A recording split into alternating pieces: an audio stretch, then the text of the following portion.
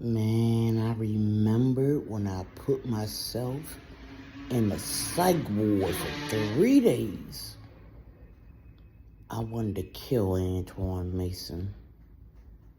And the only thing that stopped me was our son. He came downstairs to say, "Mom, what you doing? What's going on?" That's when he used to talk to me. Before his dad did that, whatever he did to him. And I put that knife down. I said, "Antoine, you gotta take me to the hospital." And I told him where I was going. I didn't wait until I got in there. I called them when I was in there. And I said, "The reason I'm in here, because I wanted to kill you. You are a horrible person. And when I get back on my feet, I'm going to leave you." And you actually felt a certain type of way on me saying I'm going to kill you. Because you didn't think you were all that bad. You've been telling people so long how bad I was. It was you the whole goddamn time. I ain't never had so many yeast infections and bacteria venosis in my life. I had it one time before. One time. Long before I knew you. I didn't know what the hell it was talking to doctors. I know exactly where I got it from. And then dealing with you for 20 years, it was the worst sexual experience I ever had in my fucking life. And all I could think about is this man been lying about me. And all I had to see was Trina's face. I saw Trina's face and I said, "Oh my God. That boy been lying about me all this time. Trina just think I'm fat and lazy." He didn't even know my illnesses. He never asked me. And he never cared. But when I saw Trina's face, I said, "Oh my gosh." And the worst part about it is I realized that even though me and Trina were buddy or friends, she didn't like me either. Worse than I thought. Because she believed him. I was about 300 pounds and she believed him. If I'd have liked her, and I did like her, and she was in my situation, I'm like, "Girl, what's going on with you? You all right?" I'd have found out everything. I got the tea, as they say. Because when you like somebody, you're concerned about how they feel, what they think. And I would have been concerned. Because the last time she saw me, I looked like this. And then she saw me, then I looked like that. And she didn't bat an eye. Because Antoine had been telling her bullshit for 20 years.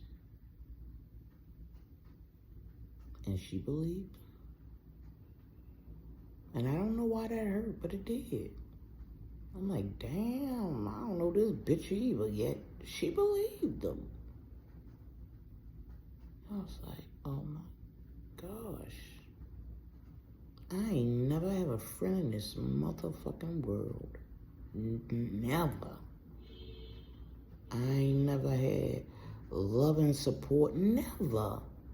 How many times I run down Vicky when that Douglas guy in Park Heights, when she got hit by that car, when she was in jail.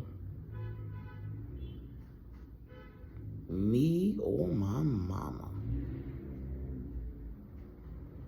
And I lived in that girl's house. Anyhow,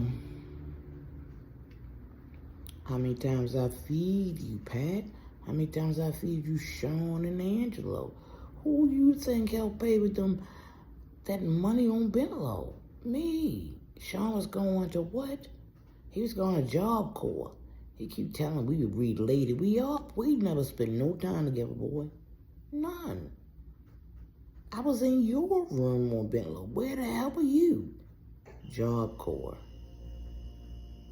We ain't spend no time there together either. And then I say, I wonder why that hurt. He 5 years younger than me, and he put a rope around his neck and wanted to jump off a table and commit suicide because Vicky, our cousin, did that. to him on Monroe. And by the time I found out they lived on Monroe, they were moving, because I only spent about less than a year going to Monroe. I didn't know y'all there either. And then you came to live with us, Sean, for the summer. And I didn't spend no time with you then either, because I'm 5 years older than you. If you're 10 or 15, I ain't spend no time with you, boy. No, that's not where I'm not babysitting you, boy. And you did all that lying. And I wondered to myself why that hurt. And Angelo, why that hurt.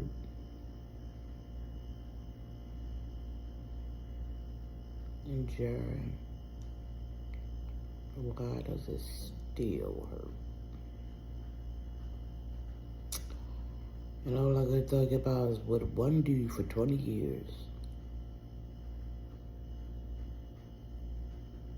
And I was just happy that did not hurt. I was happy. I'm glad he did what he did to me. I want the world to know that men get scorned too. And this is what did to me.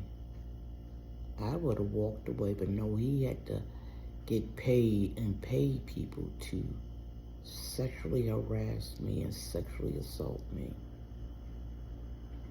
He even rigged his basement up when I lived down there to get me high on a regular basis and gangbang me out. That was really weird. It's a cord going through the brick of his basement. They said, well, it was going to the refrigerator. No one had to move the refrigerator to see it. It was going into the wall next door, behind his refrigerator, and to the sink where the faucet was, through the brick and rock of the basement with pillar, a bicycle cord or some kind of cord all the way over there near the wash machine. And I sat on that bed and I could feel it just like I could at 3163 Barrel Road. And every time he came down there to talk to me, he sat down the steps up against the wall. He wanted me to know. He wanted me to know.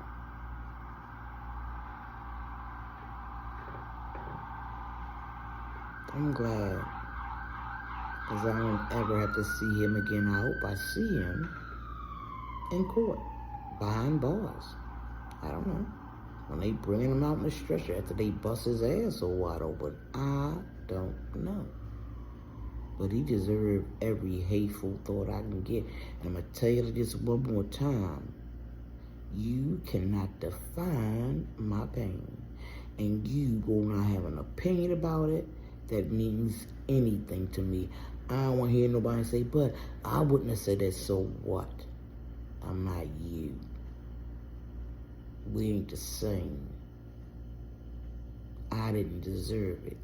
Maybe you did. And what I don't deserve, I stand 10 toes. So keep it up. Life happens for us all. And remember, you paid over 200 people to do what? Poke ass.